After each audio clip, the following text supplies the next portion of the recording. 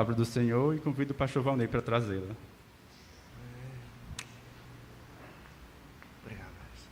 Amém. Boa noite. Que bênção juntos mais uma vez para louvar o nome do Senhor Jesus Cristo, do Deus Pai, do Deus Filho e do Deus Espírito Santo. E estamos aqui também para louvar a Deus meditando na sua palavra. Hoje vamos meditar num texto maravilhoso, porque é um texto que fala somente sobre Deus. Às vezes na nossa correria de vida e nas nossas urgências, nós esquecemos de contemplar a pessoa de Deus. Contemplar a Deus é você adorar somente a Deus. Você não tem outro propósito, você não tem outro objetivo, você não tem outro pensamento. Eu quero falar de Deus, eu quero elogiar a Deus, eu quero adorar a Deus, eu quero realmente me dedicar agora somente a pensar na pessoa do Senhor nosso Deus. E Isaías, capítulo 12, que é o texto que nós vamos observar hoje, o livro do profeta Isaías, é o livro que nós estamos estudando nos domingos à noite, é uma profecia, mas que também tem uma característica de evangelho. Nós sabemos que os evangelhos estão no Novo Testamento, Mateus, Marcos, Lucas e João. Mas Isaías é considerado um quinto evangelho, porque ele fala muito do Senhor Jesus Cristo. Só que quem conhece a Bíblia sabe que Jesus veio cerca de 800 anos depois desse livro aqui, das histórias desse livro, do ministério de Isaías e do livro ter sido escrito. Então, quando se fala de Jesus aqui no profeta Isaías, é na forma de promessa, falando de como será o Messias, o Salvador que há de vir. O capítulo 12, que nós vamos ler agora, ele é um capítulo que nos traz uma mensagem impopular para o mundo de hoje. Talvez, por incrível que pareça, você pode estar aí na sua cadeira e não se maravilhar com esse texto. Isso pode acontecer. Por quê? Porque hoje, inclusive nas igrejas evangélicas, as pessoas querem uma mensagem que vai trazer um benefício para ela. Querem uma meditação na Bíblia onde eu vou ganhar algo. O que é que eu vou ganhar hoje, pastor? É uma cura? É prosperidade? É a solução dos problemas da minha família? Porque é isso que tem sido prometido e muitas coisas mais. Mas hoje, o que é prometido a você, pelo que nós vamos ler na Bíblia, é um conhecimento simples e puro da pessoa de Deus. Isso já deve nos maravilhar. Nós devemos ficar extasiados, extremamente empolgados e motivados, porque hoje vamos falar somente da pessoa do Senhor, nosso Deus, e nada mais. Olha Isaías 12, verso 1. Orarás naquele dia, graças te dou, ó Senhor, porque ainda que te iraste contra mim, a tua ira se retirou e tu me consolas. Eis que Deus é a minha salvação. Confiarei e não temerei, porque o Senhor Deus é a minha força e o meu cântico, ele se tornou a minha salvação. Vós com alegria tirareis água das fontes da salvação. Direis naquele dia, dai graças ao Senhor, invocai o seu nome, tornai manifestos os seus feitos entre os povos, relembrai que é excelso o seu nome. Cantai louvores ao Senhor, porque fez coisas grandiosas. Saiba-se isto em toda a terra. Exulta, jubila, ó habitante de Sião, porque grande é o Santo de Israel no meio de ti. Claramente você percebeu que estes poucos versículos são um cântico. Eles compõem um cântico de adoração a Deus. E nós temos estudado o livro do profeta Isaías desde o capítulo 1, só que nós paramos no capítulo 6, e esse ano retornamos, acho que final do ano passado, com o capítulo 7. Quem está acompanhando sabe que muitas guerras aconteceram aqui. Capítulo 7, a guerra Sírio-Efraimita contra Judá, o reino do sul. E Acais era um rei idólatra, era um rei pecador, cometeu muitos erros, Acais. descendente de Davi, mas cometeu muitos erros ali. No entanto, Deus se revela a Acais por meio do profeta, e na revelação nós temos ali a promessa do Messias que vai nascer de uma virgem, né? O Emanuel, Deus conosco, Isaías 7,14, percebe? Então, no meio da guerra, Deus vai proteger um pequeno grupo de crentes dentro de Judá. Não é todo Judá que vai ser salvo, mas um que nós chamamos de remanescente fiel. É um grupo pequeno de crentes.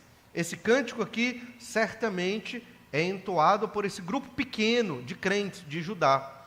Nós observamos também no capítulo 8, ainda o desenrolar desta guerra, e no capítulo 9, outra promessa, né, sobre a vinda do Messias. No capítulo 9, ele é conselheiro maravilhoso, Deus forte, né, Pai da eternidade, príncipe da paz, o governo está sobre os seus ombros, e fala que ele vem ainda como uma criança, sim, mas que vai ser esse grande governante, rei, que é o Messias, que é o Senhor Jesus Cristo, que veio, está no céu assentado à destra do Pai, como diz na Bíblia Sagrada, e vai voltar para governar e reinar, como estamos lendo aqui no livro do profeta Isaías. São profecias que já se cumpriram em parte, mas ainda vão se cumprir na vida do Senhor Jesus Cristo. E os crentes em Jesus, de todo o planeta, vão reinar com Cristo por toda a eternidade.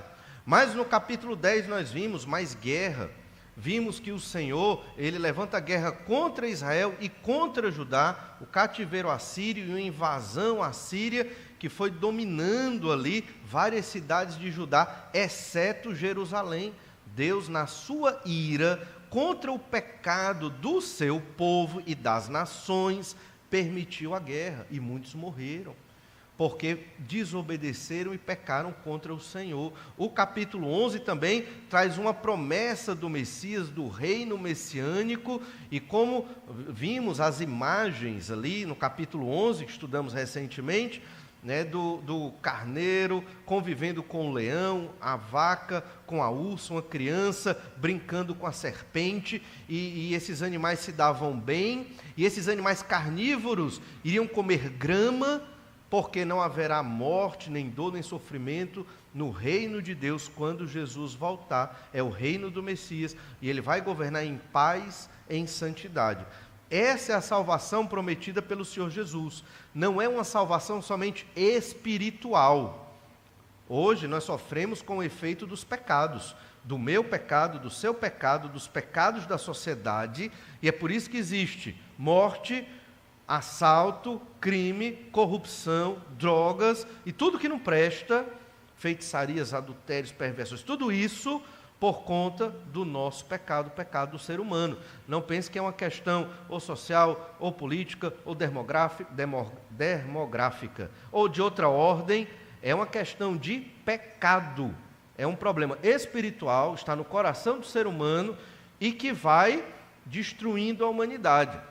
E a humanidade só não foi destruída porque o Senhor, que é infinito em misericórdia e graça, mantém a humanidade ainda firme e viva e abençoa até aqueles que não querem saber dele, aqueles que não creem no Senhor. Deus ainda os abençoa, porque Deus é pura bondade e perfeita graça e justiça. E então chegamos no capítulo 12. O capítulo 11 também fala no final de Deus se irando contra o reino da Assíria, porque a Assíria era uma vara na mão de Deus para punir Israel, mas ao mesmo tempo a Assíria seria punida porque ela não glorificou a Deus, mas achou que o poder era dela. Às vezes nós achamos que as nações são poderosas por si mesmas, e não é verdade. Se uma nação é poderosa, não duvide, está dentro da administração de Deus. Deus quis que aquela nação tivesse determinado poder. Obviamente Deus tem um propósito para aquela nação, nós não sabemos, mas o Senhor está cuidando de todas as coisas. Mas o interessante de dizer toda essa história é que esse cântico de louvor, ele vem no meio de uma situação de guerra. Ele vem no meio de uma situação em que Judá está sendo invadida pela Assíria. Jerusalém foi preservada, sim, mas várias cidades do reino de Judá foram tomadas pelos assírios, até que Deus disse basta. E eles louvam a Deus, mesmo pela ira de Deus. Percebe o contraste? O crente moderno, ele não quer ser disciplinado por Deus, ele não aceita o tipo de sofrimento que Deus quer que o crente moderno passe. Aí você já está indignado aí, mas como? Eu tenho que sofrer? Por que eu tenho que sofrer? Na verdade, irmãos, nós sofremos porque somos pecadores. E se nós não obedecemos a Deus, ou não andamos como Deus ensina segundo a Bíblia Sagrada, e o nosso coração não está comprometido com o Senhor, certamente o Senhor vai tratar com cada um de nós. Não tenha dúvida disso. Somos discípulos do Senhor Jesus, e o Senhor Jesus disse, como os jovens cantaram aqui hoje, o discípulo nega a si mesmo. O discípulo tem que estar pronto para seguir aquilo que Jesus manda, né? Essa é a verdade do Evangelho, sem nenhum tipo de floreio, né? Jesus preparou discípulos para morrer pelo Senhor Jesus Cristo, né? Para estar dando a vida por Jesus, para que a mensagem do Evangelho de Jesus fosse proclamada por todas as nações. E obviamente essa mensagem diz que o pecador, o homem pecador, está perdido nos seus pecados, e que se ele não crê no Senhor Jesus Cristo para a salvação, ele vai padecer por toda a eternidade num local chamado inferno, o inferno de fogo, como diz na Bíblia Sagrada. Mas aqui, o remanescente fiel, esse povo crente de Judá, que ainda adora a Deus, não seguiu a idolatria de Acás, mas ainda está adorando a Deus, eles estão louvando aqui com o profeta Isaías. E esse cântico é um cântico de adoração a Deus, mesmo no meio do sofrimento, mesmo no meio da dificuldade, mesmo no meio de uma invasão dos assírios, não em Jerusalém, mas ainda assim em várias cidades de Judá, reconhecendo a ira de Deus contra o povo, porque o povo vivia na idolatria.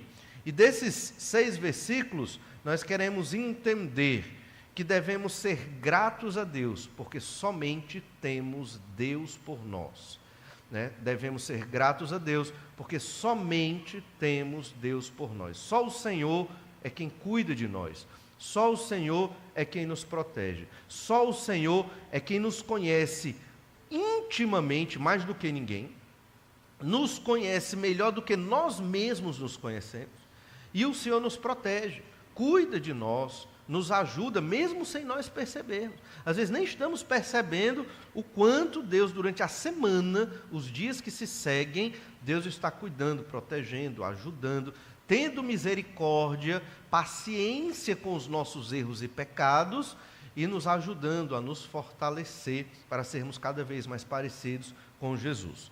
Devemos ser gratos a Deus, porque somente temos o Senhor por nós. Vamos ver nesse versículo como o Senhor nos conforta, como o Senhor nos fortalece, e mesmo nas dificuldades o Senhor é por nós. E esse texto exalta e glorifica em todos os sentidos a pessoa de Deus. O ser humano aqui, ele é só um coadjuvante. Deus é glorificado. E se você observar dentro do livro do profeta Isaías, o que se mais fala é da pessoa de Deus. Guerras estão acontecendo entre as nações, mas Deus é o protagonista. Ele move a guerra, Ele encerra a guerra, Ele preserva os seus fiéis. Deus controla tudo.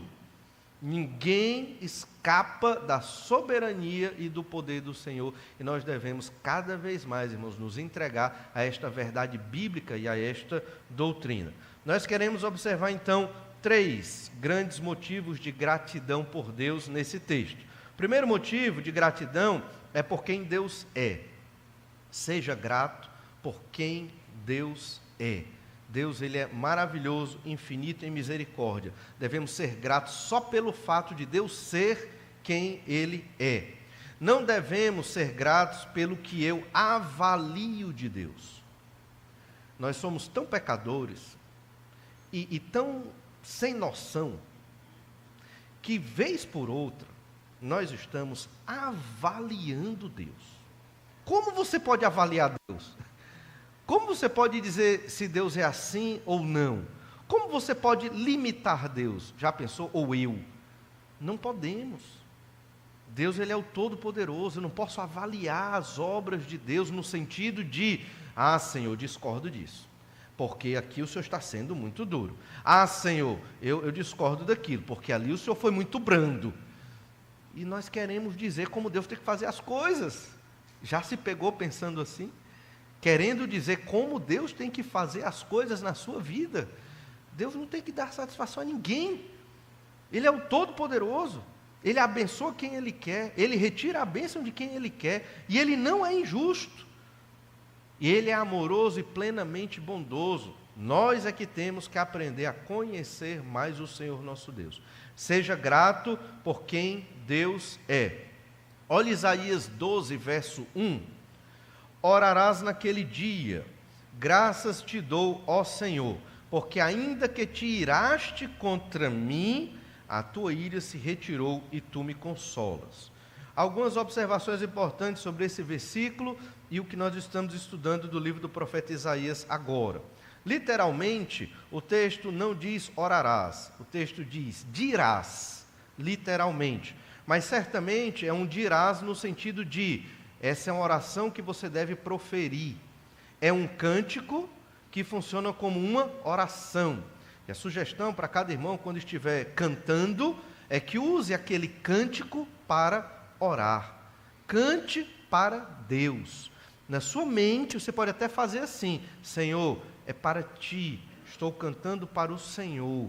Imagine na sua mente como Isaías viu Deus sentado num alto e sublime trono. E aí coloque essa imagem na sua mente para que você se concentre e cante para Deus.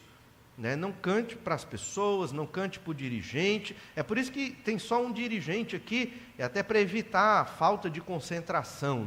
Imagine 10 pessoas, ficaria mais difícil, embora o coral fica muito bonito também. Mas você deve pensar na pessoa de Deus e cantar para Deus. Lembre-se disso. Outra parte importante do versículo 1 é naquele dia. Sempre a gente enfatiza quando fala dos profetas que essa é uma expressão, é uma fórmula literária que aponta para eventos futuros, naquele dia. Se você observar bem, em Isaías 11, versículo 10, diz assim, vamos conectar com outros textos aqui do profeta Isaías, 11, 10, naquele dia recorrerão as nações à raiz de Jessé, que está posta por estandarte dos povos, a glória lhe será a morada. Então é no momento futuro, as nações vão atrás da raiz de Jessé, é o Messias ressurreto aqui, Messias Deus, homem também, claro, mas focado mais na pessoa de Deus, está posta por estandarte dos povos. Jesus é a bandeira dos povos. Vai ter um dia na história da humanidade que as nações vão atrás de Jesus. Hoje você vê as nações indo atrás de Jesus? Não, As pessoas não estão querendo saber de Jesus nos dias de hoje, exceto aqueles que creem no Senhor Jesus Cristo. Mas no futuro, muitas nações vão se converter ao Senhor. Não vai ser algo de igreja, entende? Igreja é um povo, aqui nós. Tem outra igreja ali, são vários povos, congregações, comunidades dos salvos. Amém por isso. Mas vai ter um dia que vão ser as nações. Parte das nações se convertendo e indo até o Senhor Jesus Cristo. Naquele dia. Olha o verso 11. Naquele dia o Senhor tornará a estender a mão para resgatar o restante do seu povo que for deixado da Assíria, do Egito, de Patros, da Etiópia, de Elão, de Siná, de Ramate e das terras do mar. Nomes estranhos, mais comum aqui é o Egito, Siná se refere à antiga Babilônia, que fica no Iraque, moderno. Mas a ideia é que no futuro, dessas nações virão convertidos ao Senhor Jesus Cristo, e o Senhor vai resgatar convertidos dessas nações, e vão todos naquele dia, vão estar junto com o Senhor. Quando chega no capítulo 12, verso 1, ele também diz, dirás naquele dia, também aponta para um tempo futuro, uma profecia futura, não é por acaso. Não pense que as coisas escritas na Escritura estão aí jogadas, não. O tem todo um sentido, tem toda uma amarração, tem toda uma lógica do texto, tem o sentido dos 6 versículos que nós estamos estudando aqui, versículo a versículo, mas tem o sentido dos capítulos encadeados. Cada capítulo aqui que conta uma história de uma época tem um sentido para apresentar uma mensagem maior e mais completa para as nossas vidas. Então, naquele dia, vai apontar para um tempo mais à frente. E, obviamente, é um texto, um cântico que fala de gratidão. Graças te dou, ó Senhor. Né? E essa gratidão é porque o Senhor tem cuidado dos crentes no meio da guerra e da aflição. Não tenho dúvida disso. Em Isaías 11 ainda, nos remete a um segundo êxodo, um êxodo final. E aqui é importante, a gente falou no texto passado sobre esse segundo êxodo. Qual foi o primeiro êxodo? Lá do Egito. Aconteceu. O povo de Israel, cativo, 430 anos, foi lá Moisés, pelo poder de Deus, 10 pragas foram colocadas e o povo sai do Egito, o Mar Vermelho foi aberto e o povo passa pelo Mar Vermelho, a pé enxuto, e faz uma peregrinação pelo deserto até o Monte Sinai, capítulo 19, e eles ficam ali durante um ano.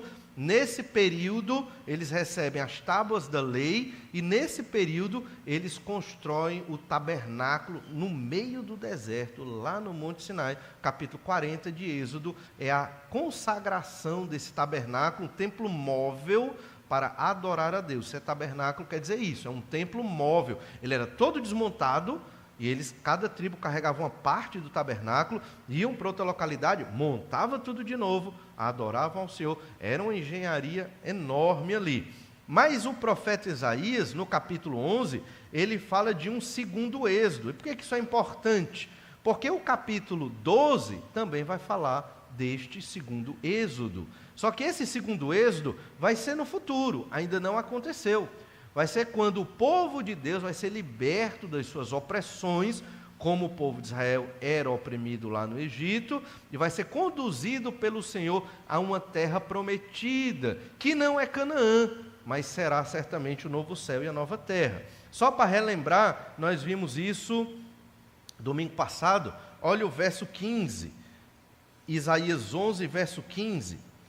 O Senhor destruirá totalmente o braço do mar do Egito, e com a força do seu vento moverá a mão contra o Eufrates, e ferindo-o, dividi-lo-á em 7 canais, de sorte que qualquer o atravessará de sandálias.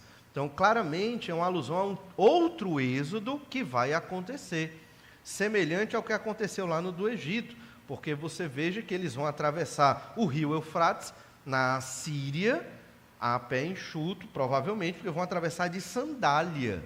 Então, ali também o Eufrates vai ser, de alguma forma, dividido, e as pessoas vão poder passar ali.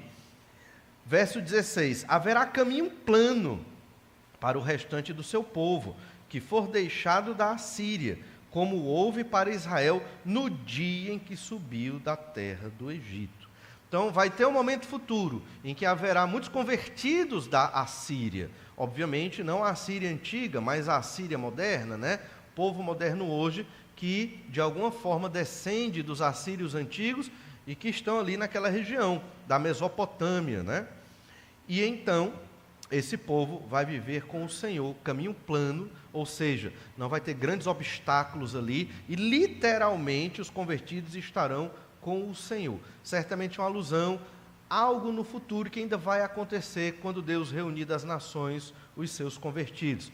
Zacarias 14, a gente não vai ler, mas todo o capítulo, especificamente o versículo 4, diz que quando o Senhor vier, ele vai pisar no Monte das Oliveiras, o monte vai se abrir e o povo do Senhor vai passar pelo meio do Monte das Oliveiras, certamente naquele momento fugindo de alguma grande perseguição. Então muitas coisas ainda vão acontecer no futuro, mas o importante é que o Senhor, ele está cuidando e preservando o seu povo. São promessas para o futuro, promessas para aquele povo daquela época de Isaías que estava vivendo a aflição da guerra. Quem já viveu o sofrimento de uma guerra? Nós não sabemos, não temos noção do que é uma guerra aqui no Brasil. Já teve Mas hoje em dia, creio que nenhum de nós passou por nenhuma guerra, mas se alguém tiver passado, vai entender como é terrível você perder sua casa, né? Uma bomba explode e destrói sua casa, você passou anos pagando aquela casa, você comprou aquela casa e agora você perdeu tudo, entende? Às vezes até suas roupas, né, seu transporte, e agora, o que é que eu vou fazer? Entende? Então, guerra, muitas vezes numa guerra, o governo confisca a tua conta bancária. Você não vai ter mais nem dinheiro para sacar, porque o governo precisa fazer arma para poder lutar contra o inimigo. E aí você perdeu também o seu recurso. No fim da guerra, alguém vai ver se te paga de alguma forma. Entende? Guerra é assim. Então, lá, obviamente, eles não tinham agência bancária, nem nada disso, era muito pior, e eles estavam vivendo horrores da guerra ali, pela invasão à Síria, e a confiança deles era o Senhor, o conforto deles era Deus, Deus era por eles. Essa é a grande mensagem aqui. Daí a ideia da temática do Êxodo. Houve um Êxodo, lá no livro de Êxodo, capítulo 15, assim como a gente vê um Êxodo aqui, né? Na verdade, o Êxodo foi capítulo 12, 13, 14, passa pelo Mar Vermelho, mas o Êxodo capítulo 15 é um cântico. Assim como Isaías 12 é um cântico de adoração a Deus, Êxodo 15, depois do Êxodo lá do Egito, Moisés também escreveu um cântico. E existem muitas similaridades aqui, não por acaso. É para mostrar que Isaías também está profetizando um segundo Êxodo, onde os convertidos no Senhor vão ser guiados pelo Messias, o Senhor Jesus, para uma vida maravilhosa com Deus. Olha rapidamente Êxodo capítulo 15, verso 1. Êxodo 15, 1. Então entoou Moisés e os filhos de Israel este cântico ao Senhor, e disseram: Cantarei ao Senhor, porque triunfou gloriosamente, lançou no mar o cavalo e o seu cavaleiro. E aqui era louvando a Deus, porque o exército egípcio que estava perseguindo Israel morreu afogado lá no Mar Vermelho. Deus livrou Israel da opressão egípcia. Mas é importante destacar também que muitos egípcios se converteram naquele período, e quando Israel saiu, muitos egípcios saíram com Israel também. E creram no Deus de Israel e foram com Israel peregrinar e chegar na terra prometida. Ainda nesse cântico de Moisés, cântico de adoração, Êxodo 15, verso 20. A profetisa Miriam, irmã de Arão, tomou um tamborim, e todas as mulheres saíram atrás dela com tamborins e com danças. E Miriam lhes respondia: Cantai ao Senhor, porque gloriosamente triunfou e precipitou no mar o cavalo e o seu cavaleiro. E aqui nós observamos um movimento. Moisés começa cantando aqui, orientando os filhos de Israel a cantar. E ele diz, né, cantarei ao Senhor. Moisés dizendo, eu cantarei ao Senhor. No final do cântico, as mulheres todas estão cantando ao Senhor, e não só elas, mas também o povo de Israel está cantando. Você entende o movimento? De um adorador que motivou todo o povo a adorar. E a adoração foi baseada em quê? Nas obras e na pessoa de Deus. Esse é o princípio para a nossa adoração. E é o que nós observamos aqui em Isaías capítulo 12. Quando você lê Isaías 12, 1, olha o que diz de novo. Orarás naquele dia, graças te dou, ó Senhor. Então, eu te dou graças, é Isaías dizendo. Mas quando você vai para o versículo 4, Isaías 12, verso 4, você lê assim: direis naquele dia, dai graças ao Senhor, e invocai o seu nome. Já vai para várias pessoas aqui. E quando você vai no verso 5, cantai louvores ao Senhor, porque fez coisas grandiosas, saiba-se isto em toda a terra. Ou seja, a ideia é que não só Isaías canta, mas todo o povo, os crentes, o remanescente fiel de Judá, está louvando e adorando o nome do Senhor. Ou seja, os pronomes estavam no singular no início do cântico e foram para o plural no final do cântico, indicando que um começa Um adora e todos vão seguindo esta adoração. Não é só o indivíduo, mas é toda a congregação e toda a comunidade. Basta um crente com fé para contagiar os outros crentes do remanescente fiel. Então, basta um, né? Então, seja você esse crente fiel que confia no Senhor para contagiar, para contaminar, no bom sentido, né, todos os outros a adorar a Deus. Baseado em quê? Em quem Deus é e nas obras do Senhor. Entoar um cântico no meio de uma guerra, onde você está sendo sitiado por um império, não é fácil, não é verdade? Normalmente bate o desespero, o medo, o temor, e cada um quer resolver o seu próprio problema ali. Os crentes, eles têm o controle da sua mente, das suas emoções, e eles estão ali adorando a Deus no meio da calamidade. Percebe? É assim que nós devemos viver. No meio do problema, no meio do desastre, no meio da tristeza, é ali que mais nós adoramos e glorificamos a Deus. Por isso não justifica você deixar de ler a sua Bíblia quando você passa por dificuldades. Não justifica você não orar a Deus exatamente no problema que você está passando por sofrimento. É o contrário. Quanto mais sofrimento, mais você busca a Deus. Obviamente, um tempo passa, né? Uma hora passa o sofrimento. E aí você continua procurando a Deus. Por quê? Porque Deus é bom e maravilhoso e cuida de nós.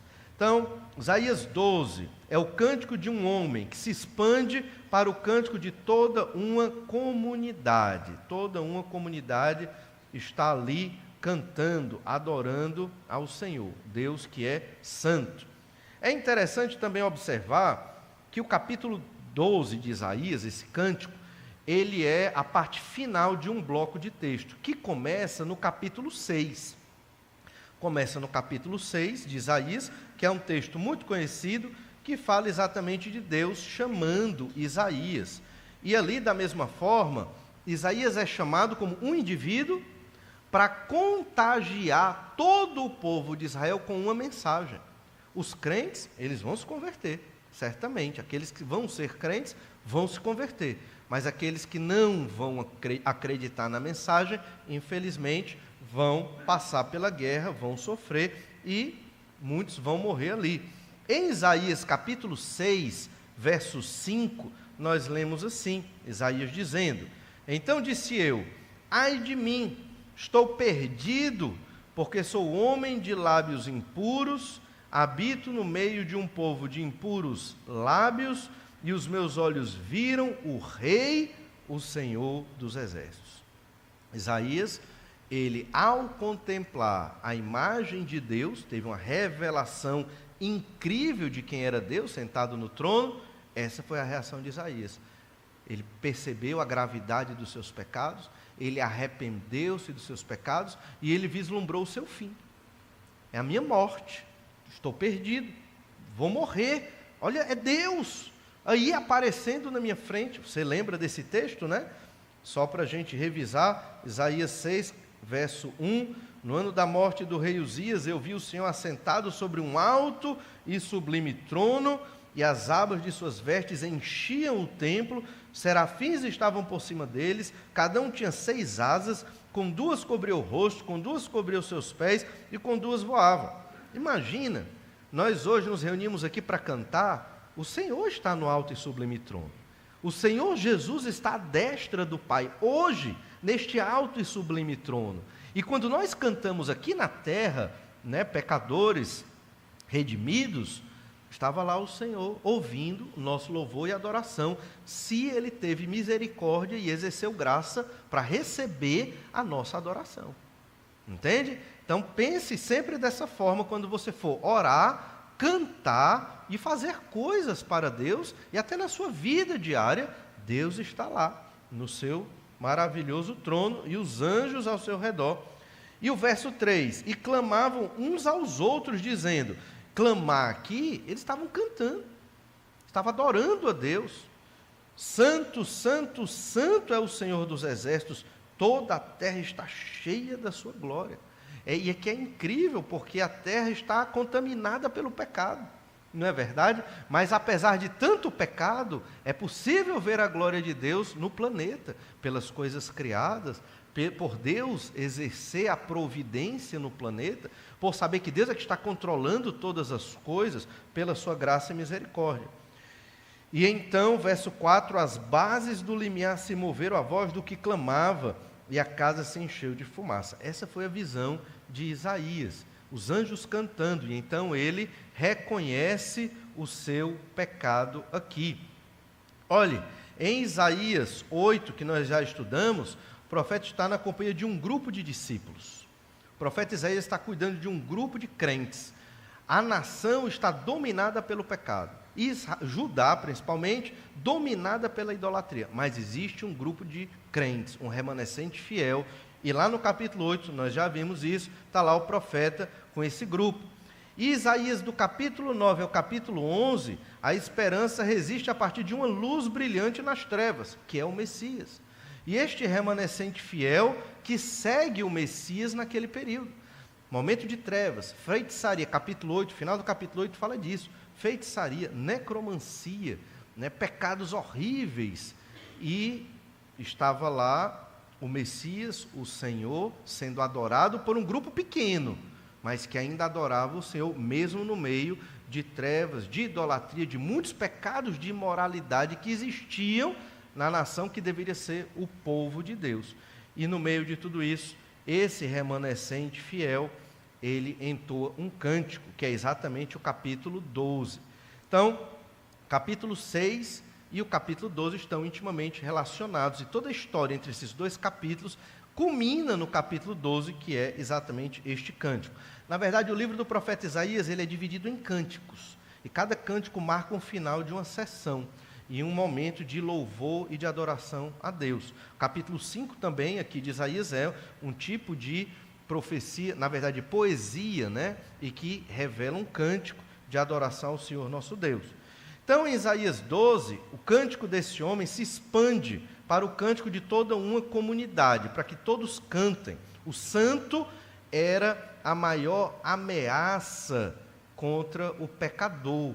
A gente vê que Deus, aqui no capítulo 6, se coloca irado contra os pecados. Veja que Isaías ficou com muito medo. Olha ainda no capítulo 6, versículo 6.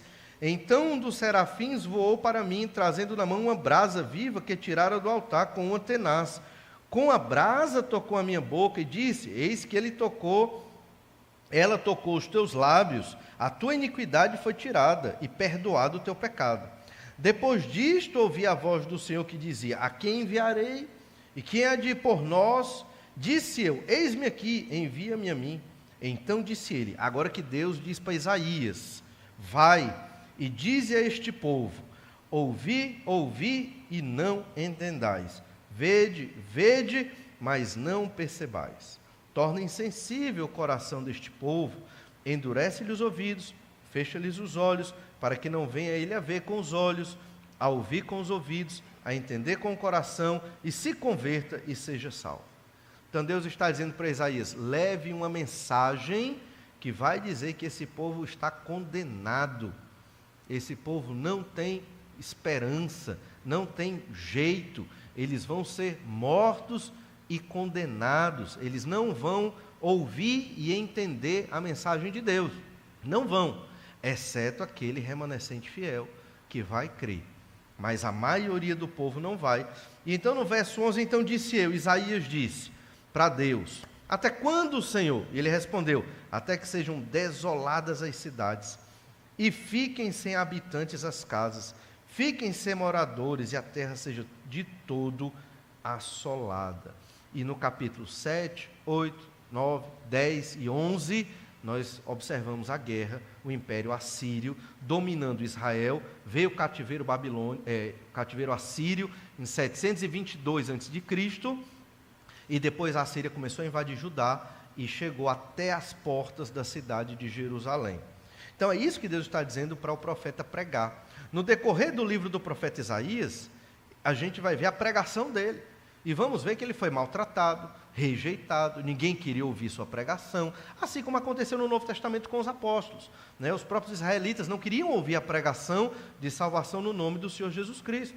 Da mesma forma, aconteceu em outras épocas da história humana e acontece hoje. Quando você vai pregar para os seus colegas de trabalho o Evangelho de Jesus, você vai pregar para seus familiares que ainda não creram em Jesus, quando você vai pregar sobre a necessidade da salvação para as pessoas ao seu redor, as pessoas não querem saber. E é a grande oportunidade de conhecer Deus, mas as pessoas não querem ouvir do Evangelho de Jesus, que só liberta e salva e traz muitas bênçãos. Então, observe que o capítulo 6 se relaciona com o capítulo 12 e, infelizmente, o capítulo 6 fala mais do juízo e o capítulo 12 fala mais da esperança e do cântico de louvor ao Senhor nosso Deus. O verso 12, Isaías 6,12 diz: "E o Senhor afaste dela os homens, e no meio da terra seja grande o desamparo." Então a guerra estava acontecendo, mas para os crentes em Jesus havia uma esperança eterna e Deus preservou um grupo de crentes que iria continuar firme ali, adorando o Senhor. Isaías 12, verso 1, claramente diz: "Graças te dou." Então é um texto de gratidão, é um cântico de gratidão a Deus. Gratidão por quê? Por tudo que Deus é e por tudo que Deus faz. E diz assim ainda no verso 1: "Graças te dou, ó Senhor, porque ainda que te iraste contra mim, a tua ira se retirou e tu me consolas." Senhor, eu te agradeço porque o Senhor se irou contra mim. Você consegue orar isso a Deus? Honestamente? Obrigado, Senhor, porque eu mereci. Se Deus se irou contra mim, eu mereci. E eu tenho que reconhecer. O ser humano não quer reconhecer isso. O ser humano não quer reconhecer que pecou e que merece a ira de Deus. Nós não merecemos a graça e muito menos a misericórdia. Merecemos a ira. E o profeta, ele entende muito bem quem é Deus. Entende? E é por isso que ele canta dessa forma: "Eu te dou graça, eu te agradeço, Senhor, porque o Senhor se irou contra mim, mas o Senhor teve misericórdia, né? A tua ira se retirou." Por isso que nós temos que estudar todos esses textos para entender a ira de Deus. Desde o capítulo 1, Deus diz que está irado contra Israel. Desde o capítulo 1. E Israel é o povo de onde veio Moisés, de onde veio Abraão, Isaque e Jacó, de onde veio a palavra de Deus. Então, o Messias veio de Israel, viria mais para frente, é claro, no contexto aqui do tempo de Isaías. Então, eles deveriam ser um povo apegado a Deus, fiel a Deus, mas se corromperam. Pecados, idolatria, imoralidade, necromancia, bruxaria, muitos pecados na nação de Israel. Deus se irou. E então o cântico é: "Obrigado, Senhor, porque apesar de o Senhor ter se irado contra mim, o Senhor retirou a sua ira de mim." Ou seja, Deus teve misericórdia. A situação enfrentada pelo pecador é a ira de um Deus santo. Quando nós lemos lá em Romanos capítulo 1, verso 18, lendo aqui rapidamente para os irmãos, Romanos 1, 18, fala da ira do Senhor contra o pecador. Todo pecador está debaixo da ira de Deus, exceto aqueles por quem Jesus morreu na cruz. Olha o que diz Romanos 1,18: "A ira de Deus se revela do céu contra toda impiedade e perversão dos homens, que detêm a verdade pela injustiça." O que significa isso? Está aqui a verdade, Bíblia Sagrada. Mas os homens não querem a verdade, eles estão detendo a verdade. Eu não quero a verdade, eu quero o pecado, eu quero a injustiça, eu quero essa minha vida de pecado, eu não quero a verdade. E por conta disso, Deus está irado contra os homens, o ser humano e toda a humanidade. E é isso que Isaías está dizendo. Deus se irou contra Israel, mas graças a Deus, porque Ele retirou a ira. A situação do homem pecador é exatamente essa. Veja o que nós lemos, Isaías 6. Isaías, o profeta, se reconheceu como um pecador. E quando Deus se revelou para ele, ele disse: estou perdido, o que é que vai ser de mim? Mas aí o Senhor purificou dos seus pecados para que ele pudesse estar na presença de Deus e até realizar a missão que Deus deu para ele.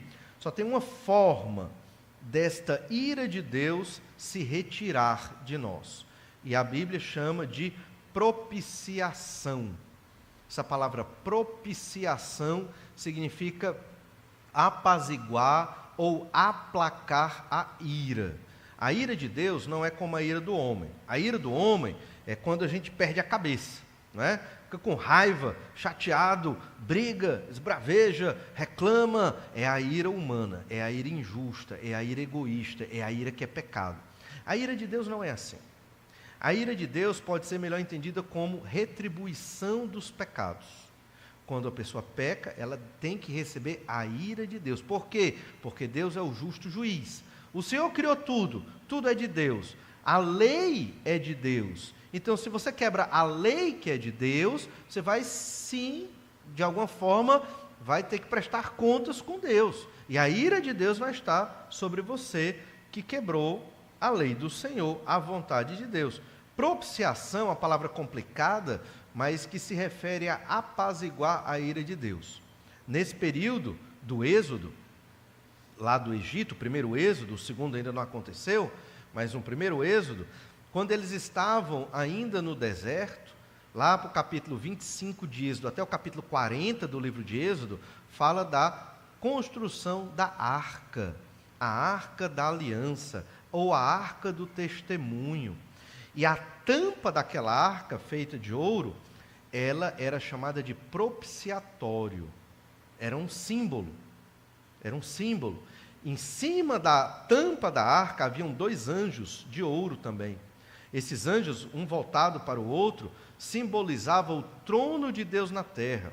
Era para que o ser humano entendesse que Deus estava reinando a partir daquela arca. Mas é claro que isso era simbólico, mas era sagrado.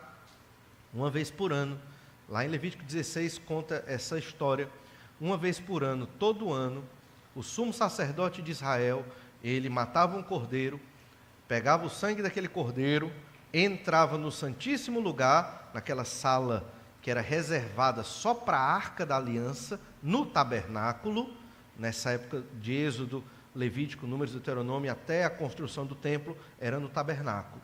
E então ele aspergia aquele sangue em cima da tampa da arca. Tudo isso era uma dramatização e um símbolo do sangue do cordeiro que propicia a ira de Deus, que aplaca a ira de Deus.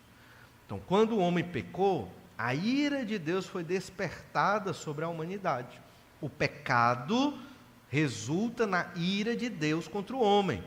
Quando Jesus morre na cruz, ele derrama o sangue, ele é o sacrifício que aplaca a ira de Deus. Por isso foi tão doloroso, difícil e terrível para Jesus ser crucificado.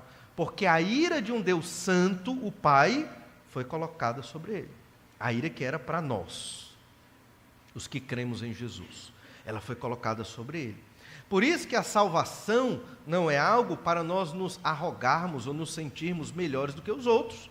A salvação foi conquistada por Jesus, não por nós. É uma graça de Deus, é uma dádiva do Senhor, é um presente para todo aquele que creu no Senhor Jesus Cristo como seu único e suficiente Salvador. E nesse texto do verso 1 de Isaías 12, nós observamos isso. Senhor, eu te dou graças, porque o Senhor estava irado contra mim, e a ira do Senhor se retirou, e tu me consolas. Deus não é como o homem. Deus se ira contra o pecado, mas havendo arrependimento, Deus consola, Deus conforta e Deus cuida do pecador. O Senhor sempre vai fazer isso. Lembra de hoje de manhã, Deus não muda, Ele não vai deixar de perdoar o seu pecado. Aí talvez o pecador pense, beleza, então agora eu posso pecar à vontade e depois é só pedir perdão. Essa é a lógica do pecador perdido, certo? Essa é a lógica do pecador perdido que não entende o amor de Deus. O crente que entende o amor de Deus, ele pensa exatamente o contrário. Deus é tão bom comigo, por mandar Jesus para me salvar, que eu vou fazer de tudo para não pecar, mesmo sabendo que eu vou acabar pecando. Eu vou fazer de tudo para obedecer e agradar ao Senhor, pelo tamanho do amor e do sacrifício de Deus, Jesus, para me tirar dessa opressão do pecado e de debaixo da ira de Deus. A reconciliação, ela pode até parecer que é nossa, mas ela não é nossa, ela é de Deus. É Deus querendo se reconciliar conosco. Deus se ira contra o pecado, mas ao mesmo tempo Ele quer nos reconciliar com Ele.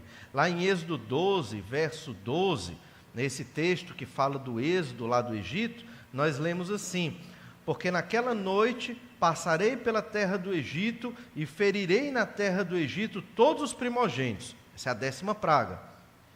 Desde os homens até os animais, executarei juízo sobre todos os deuses do Egito. Eu sou o Senhor. Verso 13. O sangue vos será por sinal nas casas em que estiverdes. Quando eu vir o sangue, passarei por vós, e não haverá entre vós praga destruidora, quando eu ferir a terra do Egito. É a ira de Deus contra os egípcios, idólatras. Deus estava ferindo os egípcios com praga por conta dos pecados deles e também para libertar Israel da opressão. Mas quem tivesse o sangue na porta não era nada mágico, não era um sangue mágico, não era um sangue místico, não.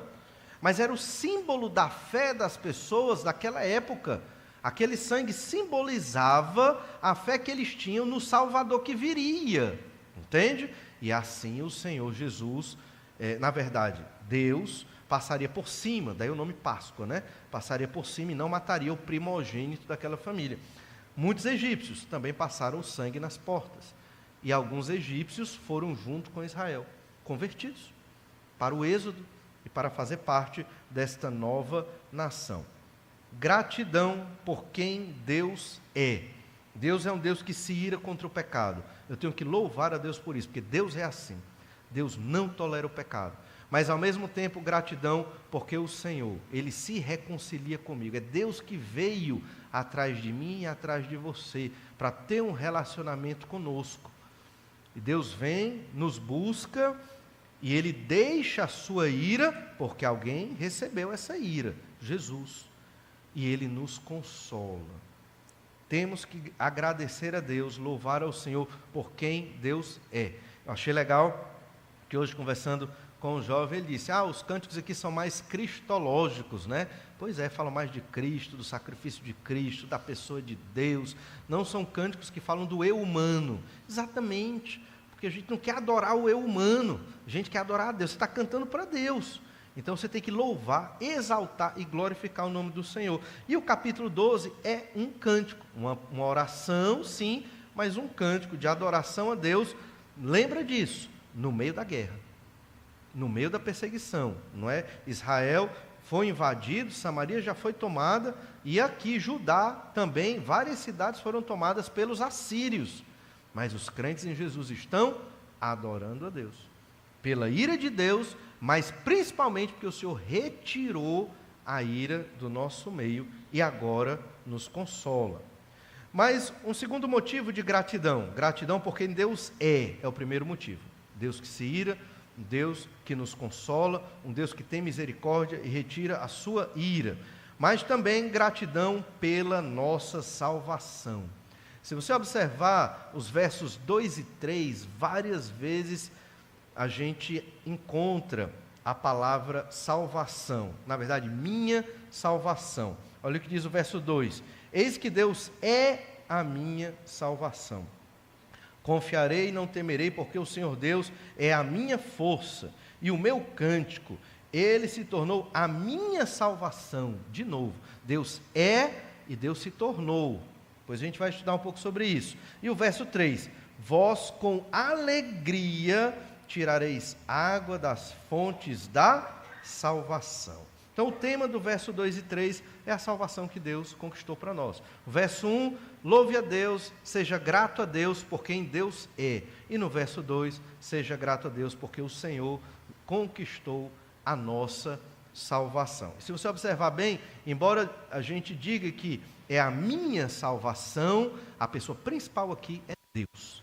Eu não conquistei a minha salvação, você não conquistou a sua salvação, nós não temos competência e capacidade de nos salvar, não somos bons, somos pecadores, e mesmo crentes em Jesus, o nosso coração ainda é mau. Todo crente aqui, honesto e sincero, certamente, luta todo dia contra os pecados da sua mente e do seu coração, para viver de modo santo, certamente. Porque o nosso coração ainda produz muita maldade, apesar de termos crido e sermos salvos pelo Senhor Jesus. Então a salvação é a palavra-chave, o verso 2 e o verso 3. O Deus que se irou contra os pecados, agora é o Deus da salvação, né? Que coisa maravilhosa. Outrora Deus se irou, mas agora Deus está salvando. A expressão minha salvação aponta que a salvação de Deus, ela é individual e ela é pessoal. Aí ele ainda está na primeira pessoa, a minha salvação. Então, a salvação de cada indivíduo. O povo todo não foi salvo. Alguns do povo foram salvos. É uma salvação pessoal. E os elementos aqui do salvo são confiança, a ausência de medo, a força e o cântico. Quando você é salvo por Jesus, você vai ter estes elementos que nós encontramos no verso 2. Um salvo confia em Deus, que é o que a gente chama de fé. Ele confia, ele sabe que Deus está no controle. É um cântico no meio de uma guerra, situação de invasão, pelo império assírio, mas o crente, ele confia no Senhor. Se vou morrer ou não nessa guerra, não sei. Estou nas mãos de Deus. Sei que Deus vai fazer o melhor para mim, e sei que sempre Deus faz o melhor para aqueles que confiam nele. O crente confia em Deus. O crente, ele deixa de ter medo. Isso é muito difícil nos dias atuais. O crente, ele deixa de ter medo. Por quê? Deus está no controle de tudo. Tudo. Olha, se você começar a ver as possibilidades de desastres e de perigos que nós corremos diariamente, você não sai mais de casa. Você vai deprimir, você vai se esconder, ou você vai se encastelar, ou vai ter seguranças ao seu redor, ou vai blindar o seu carro. São muitos perigos na nossa cidade e no mundo. São muitos perigos. Então, não adianta viver dessa forma. Não estou dizendo também para você viver despreocupado completamente, não é isso. É um equilíbrio, né? Mantenha as medidas de cautela. Mas não precisa ter medo. Confia no Senhor. Deus está no controle. É Ele que nos protege. Não tem sentido cercar de tanta segurança se Deus não vai garantir esta segurança. Não tem sentido, né? Então, a ideia é que se você creu no Senhor, você deixa de ter medo. Lembra do contexto de guerra. Muitos deviam estar morrendo de medo de cair nas mãos dos assírios. O Império Assírio estava acenando para Jerusalém, como lemos no capítulo 11, prontos para invadir Jerusalém. Os crentes que confiam no Senhor, eles estavam cantando. Lembra dos apóstolos quando foram presos? Cantavam ao Senhor. Por quê? Por que eles cantavam? Porque Deus era a alegria deles no meio do sofrimento. Você sabe que está no caminho certo quando no meio da dor e do sofrimento você se alegra em Deus. As pessoas vão pensar que você é doido, maluco. Como é que está alegre, cantando no meio do sofrimento? Loucura, esquizofrênico, né? Vão dar um laudo para você. Mas não, é sobrenatural, é o amor de Deus na sua vida, é a confiança, é a fé. Não é porque você é doido, é porque você entende que existe um Deus soberano que controla tudo, não adianta. Eu posso ter as medidas preventivas aqui, obviamente, mas não adianta eu morrer de sofrer, de preocupação. Deus está no comando. Se Deus quiser, eu vou morrer. Se Deus quiser, eu vou viver. Está tudo nas mãos do Senhor. Posso até orar e pedir, Senhor, só me dá uma morte tranquila. Deus ainda é tão bom que faz isso conosco.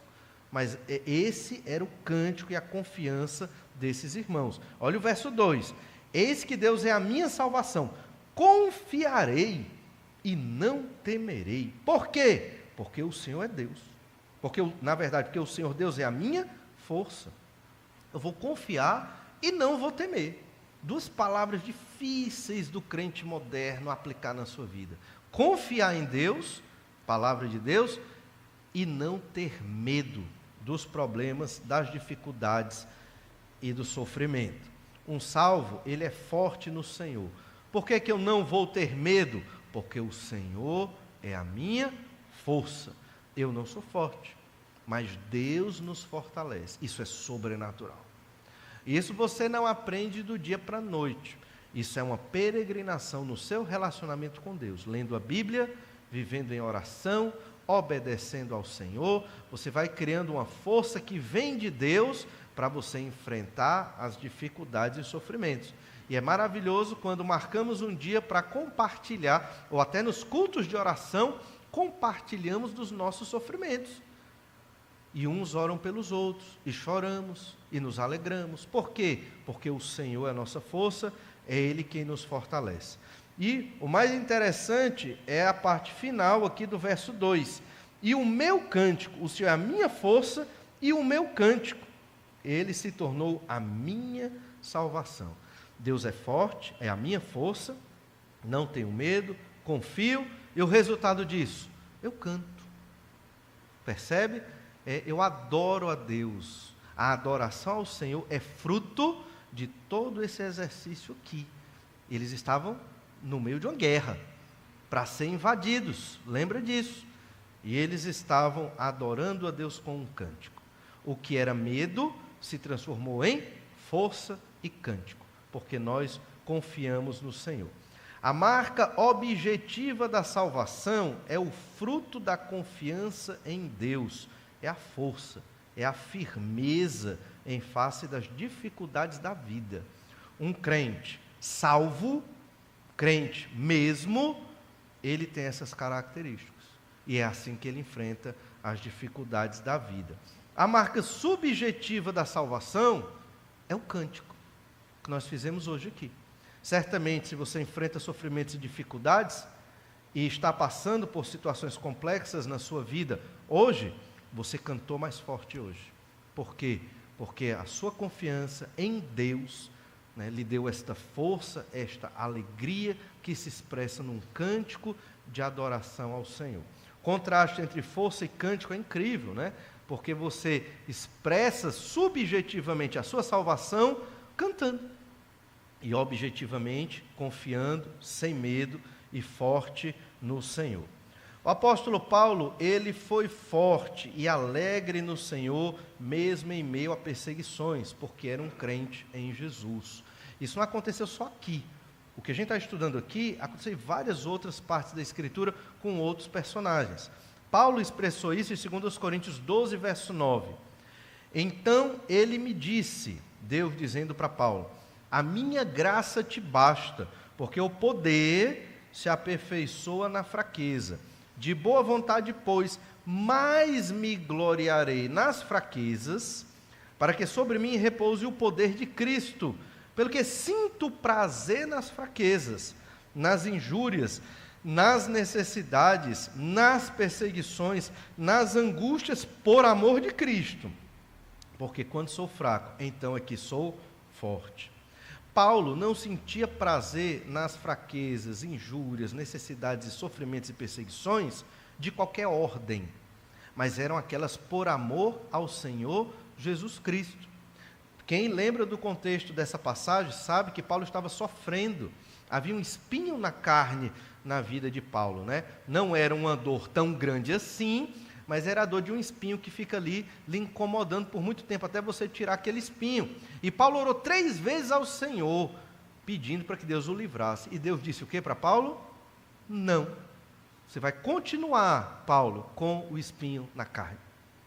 Você vai continuar sofrendo. Você tem uma coisa que é suficiente para a sua vida, Paulo. É Deus dizendo aqui para Paulo, a minha graça, ela é suficiente. Ela é mais importante do que a dor que você está sentindo, se é que era uma dor. Alguns dizem que era um problema de vista, ou era uma dor, ou era outra dificuldade, a gente não sabe. Era um desconforto que atrapalhava a vida de Paulo, mas que Deus manteve, porque era da vontade de Deus, para que Paulo aprendesse a não se ensoberbecer. Então nós temos que entender o Senhor nosso Deus, e aceitar o que Deus quer para nós, e viver de modo que agrade ao Senhor. Então Paulo disse, se eu tenho que viver assim, para glorificar a Deus, eu vou sentir prazer na minha fraqueza, nesse meu sofrimento e na minha dor, porque com esta fraqueza, Deus vai me fortalecer. É o que está acontecendo aqui também em Isaías capítulo 12. No meio de uma guerra, de uma aparente invasão, todos desesperados, momento de fraqueza, é ali que nos fortalecemos. Confiamos no Senhor, nos tornamos fortes e entoamos um cântico de adoração a Deus. Não sei se você tem vivido essa experiência com Deus na sua vida. Ela é todo dia, principalmente no meio das dificuldades. Não se tem como prometer que você não terá dificuldades na vida, sofrimentos, perseguições pelo nome de Jesus, ou por causa do nome de Jesus. Ninguém pode prometer isso. Pelo contrário, Jesus disse que nós passaríamos por essas aflições. A igreja do Novo Testamento foi uma igreja sofredora. Hoje a gente nem sofre tanto assim, graças a Deus por isso, mas ainda assim temos os nossos sofrimentos e as nossas dificuldades. E temos que aprender a adorar a Deus com um cântico alegre, vibrante, até no meio das grandes dificuldades da vida. A gente para por aqui. Próximo domingo nós continuaremos a estudar Isaías capítulo 12. Achei que a gente ia terminar hoje, por serem poucos os versículos, mas tem muita coisa nesse cântico para nós observarmos e adorarmos ao Senhor. Vamos orar, pedir que o Senhor nos ajude a vivermos assim.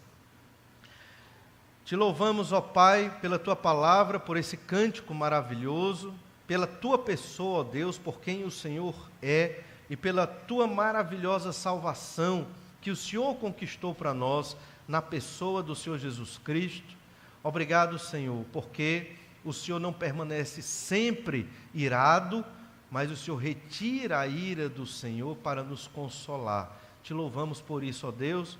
Pedimos que o Senhor nos ajude a Te conhecer mais. Vivemos numa época, ó Pai, em que as pessoas são muito irreverentes, são desconectadas da realidade de quem o Senhor é, de como o Senhor se revela na Tua palavra. As pessoas querem buscar a Ti pelo caminho mais fácil, sem conhecer a Bíblia. Não tem como, ó Pai, nós sabemos disso, porque a Bíblia revela quem o Senhor é. Precisamos, ó Deus, ter esta sabedoria de cada vez mais imergir nos estudos da Tua palavra com sincero coração, profundo arrependimento de pecados, para poder entoar um cântico que agrade ao Senhor, um cântico de alegria que glorifica o Teu nome, a Tua salvação por nós, mesmo no meio da dificuldade e no meio do sofrimento. Os textos do livro do profeta Isaías nos ensinam, ó Pai, a vivermos assim, mas precisamos do Teu Santo Espírito e pedimos, ó Pai, que o Senhor nos fortaleça para diariamente sermos esse crente que canta com alegria no meio da dificuldade, que é forte, um crente que confia no Senhor apesar das situações difíceis da vida. Capacita no Senhor a termos essa postura, esta confiança e essa fé em Ti. É o que nós te pedimos, ó Pai, no nome do Senhor Jesus. Amém. Que Deus lhe abençoe durante essa semana. Temos agora um tempo de oração silenciosa. Você pode conversar um pouco mais com o Senhor, seu Deus, e pedir para que Ele te abençoe e te fortaleça. Uma boa noite e até breve.